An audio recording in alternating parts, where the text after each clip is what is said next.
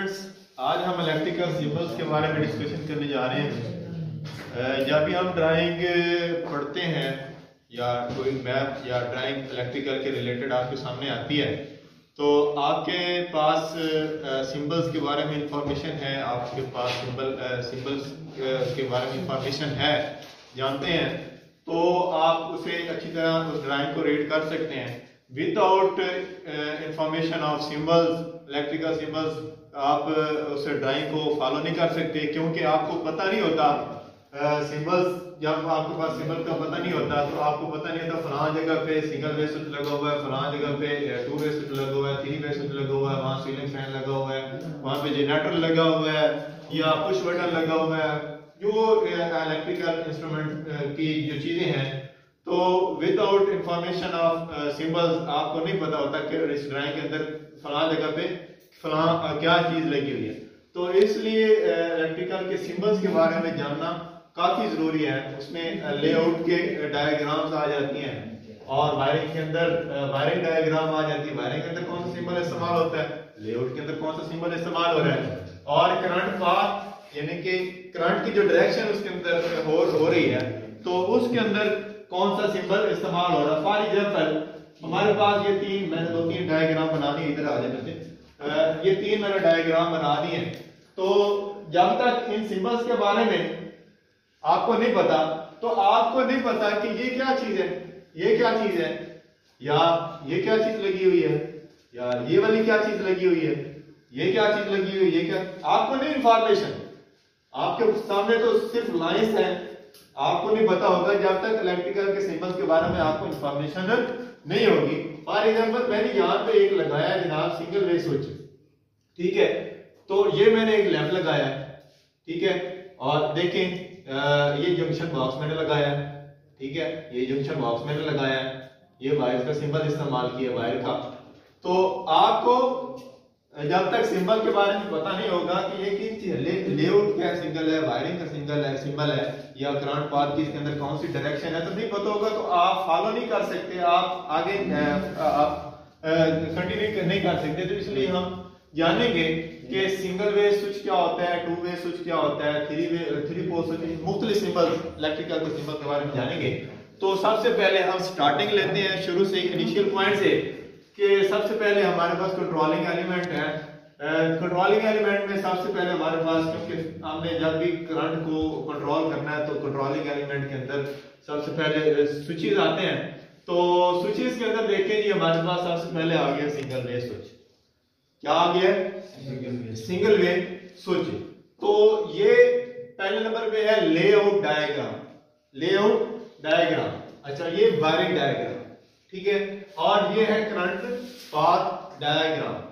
Layout के अंदर क्या होगा, फॉर एग्जांपल कोई आप ये बिल्डिंग बनाना चाहते हैं तो लेआउट के अंदर आप निशानदेही करेंगे इन सिंबल्स के जरिए कि फलां कमरे के अंदर फलां जगह पे लैंप लगाना है, फलां का अंदर ये इस बिल्डिंग के अंदर फलां जगह रिसेप्शन होगी और फलां जगह फलां क्लासरूम होगा, फलां जगह फलां चीज लगेगी, फलां, यानी कि एक मैप आपके जहन में खाका बन जाता है। उसे कहते हैं कि लेआउट, ये फलां चीज का लेआउट बनाया गया। तो आप किसी कमरे की वायरिंग कर रहे हैं तो उसका आपके सामने एक लेआउट होगा, एक मैप होगा, नक्शा होगा। तो लेआउट के अंदर जो सिंबल इस्तेमाल होते हैं ये वाले सिंबल इस्तेमाल होते हैं।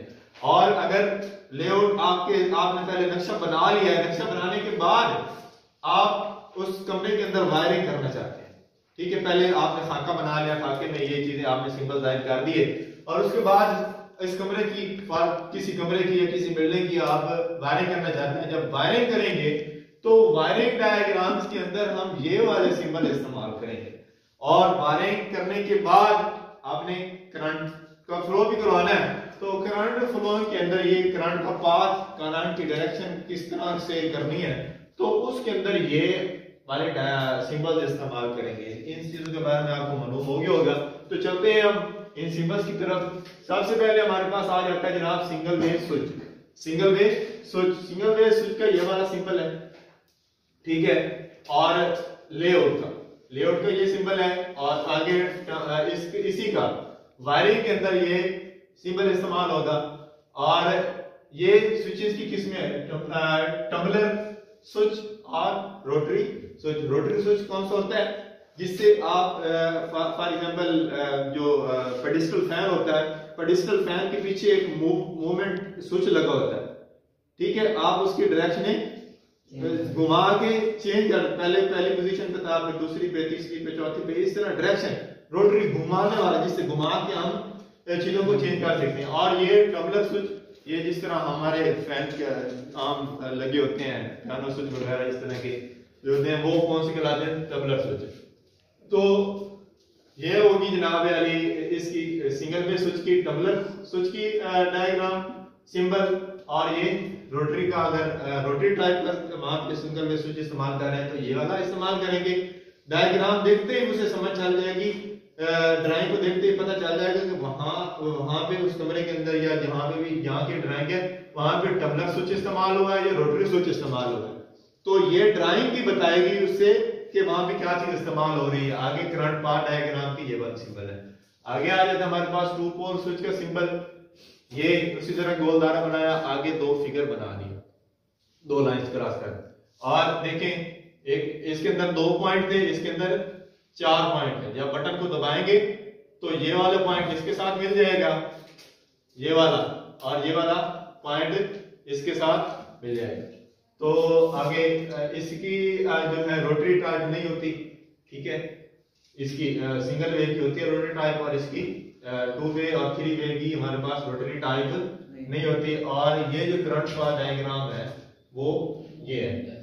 जब हम आगे डायग्राम बनाएंगे ना, ड्राइंग बनाएंगे, तो ये सारी एक्सप्लेनेशन आपके सामने आ जाएगी, क्योंकि ये स्टार्टिंग है। तो स्टार्टिंग में इन चीजों के बारे में आपको इंफॉर्मेशन होना लाजमी है। तो आगे हमारे पास आ जाता है ये मल्टी सर्किट स्विच है। मल्टी सर्किट स्विच कहाँ पे इस्तेमाल होता है, यहाँ पे एक जगह 2-3 से बल्कि ज्यादा जगह से किसी चीज को कंट्रोल करना हो तो वहां पे हम ये मल्टी सर्किट स्विच इस्तेमाल करते हैं।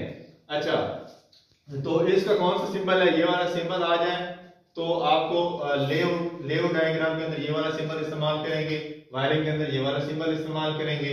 और ये रोटरी टाइप, इससे ये क्या है, रोटरी टाइप के अंदर ये वाला सिंबल इस्तेमाल करेंगे, किसके लिए, मल्टी सर्किट स्विच के लिए। और ये वाला सिंबल आ गया इसी का, किसके अंदर करंट पाथ डायग्राम वहां पे शो करनी है तो ये वाला सिंबल इस्तेमाल करेंगे। अच्छा, अगर चेंज ओवर स्विच है, चेंज ओवर स्विच है, फॉर एग्जांपल किसी घर के अंदर 2 जगह से सप्लाई आ रही है, एक सप्लाई कट ऑफ हो जाती है तो दूसरी सप्लाई से दूसरी तरफ से किसी घर की सप्लाई लेने के लिए वहां पे चेंज ओवर स्विच इस्तेमाल, यानी कि 2 जगह से एक घर की सप्लाई लेने के लिए हम चेंज ओवर स्विच इस्तेमाल करते हैं। तो उसका सिंबल जो लेआउट के अंदर है ये है। और टम्बलर के अंदर टम्बलर स्विच जो होगा उसके अंदर वायरिंग डायग्राम इस्तेमाल करेंगे तो ये वाला सिंबल, और रोटरी टाइप अगर इस्तेमाल करेंगे तो ये वाला सिंबल रोटरी का, और ये एक ही तरह का सिंबल है। और ये 5वें नंबर पे ये हमारे पास आ गया। अच्छा, आगे हमारे पास इंटरमीडिएट स्विच है, ये 6 नंबर पे इंटरमीडिएट स्विच आ गया। ये वाला लेआउट का है सिंबल, ये 6 नंबर पे टम्बलर का, और ये देखें। अच्छा, इसी तरह हमारे पास पुश बटन का यहाँ ये वाला लेआउट का सिंबल है, और ये वाला वायरिंग डायग्राम के अंदर सिंबल इस्तेमाल होगा। और करंट पाथ के अंदर 8 नंबर पे 7 नंबर, ये वाला 7 नंबर इस्तेमाल होगा।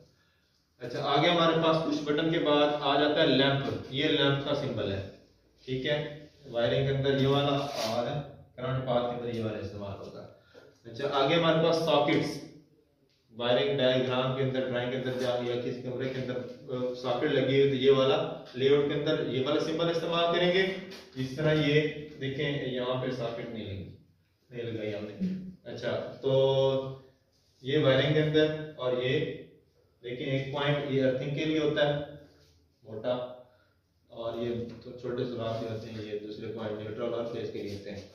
अच्छा, ये हमारे पास आगे डिस्ट्रीब्यूशन के जंक्शन बॉक्स जो हमारे ड्राइंग के अंदर होते हैं उसके लिए सिंबल ये है, ये सिंबल है। तो देखें, सबसे पहले इंस्टॉलेशन हमने की, ये सिंगल वे इंस्टॉलेशन लेआउट, ये हमने सिर्फ बनाया, एक हमने लैंप लिया है और एक हमने सिंगल बेस स्विच लिया है और एक हमने जंक्शन बॉक्स लिया है, यानी कि एक लैंप को एक सिंगल बेस स्विच पर रोल करना है। उसकी लेआउट डायग्राम हमने ये बना दी है क्या कि लेआउट के अंदर एक सिंगल बेस स्विच लगा दिया, एक जंक्शन बॉक्स लगा दिया, एक लैंप लगा दिया।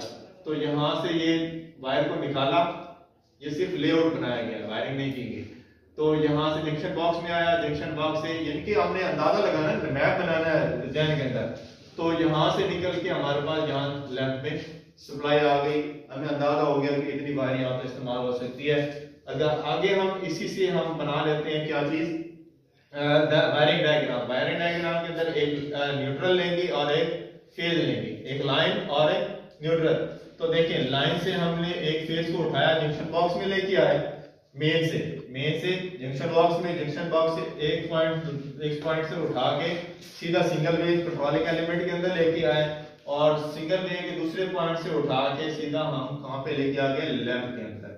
ठीक है, लैंप के और दूसरे पॉइंट से जंक्शन बॉक्स से ही हमने डायरेक्ट न्यूट्रल दे दी है, हमारा लैंप तो आपको रोशन हो जाएगी। ये होगी वायरिंग डायग्राम। अच्छा, अब हम इसे कन्वर्ट करते हैं। कन्वर्टिंग के लिए किसे करंट पाथ हमें पता होना चाहिए कि करंट की डायरेक्शन इसमें किस तरह की होगी। तो करंट पाथ डायग्राम किस तरह बनाएंगे, तो ये चीजें यहां से उठा देंगे। देखें, ये वाली वायर उठाई, ये वाली वायर उठा के यहाँ पे हम लेके आ गए, पूरी वायर उठा ली, यानी कि एक ये लेके आ गए। देखें, ये पूरी लाइन यहाँ पे आ गई, ये सिंगल वेव स्विच है, इसके साथ ही हमने इसके साथ ही एक सिंगल वेव स्विच बना दिया। यहाँ से आ गई दूसरे पॉइंट से, जिस तरह यहाँ से निकली पॉइंट, यहाँ से निकल के हम लैंप पे लेके आए, तो यहाँ से निकाल के हम लैंप पे लेके आए और लैंप के दूसरे पॉइंट से हम यहाँ पे न्यूट्रल, यहाँ से करंट आउट हो गया।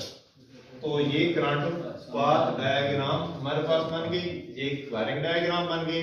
और ये जो हमने चेंजिंग की है, ये वाला पॉइंट उठा के इधर लेके आए, इस तरह ये वाला पॉइंट देखें, और इस तरह न्यूट्रल वाला, इस तरह इसके अंदर और इसके अंदर। उम्मीद है स्टूडेंट्स आपको समझ आ गई होगी, अगर किसी क्वेश्चन है तो पूछ सकते हैं।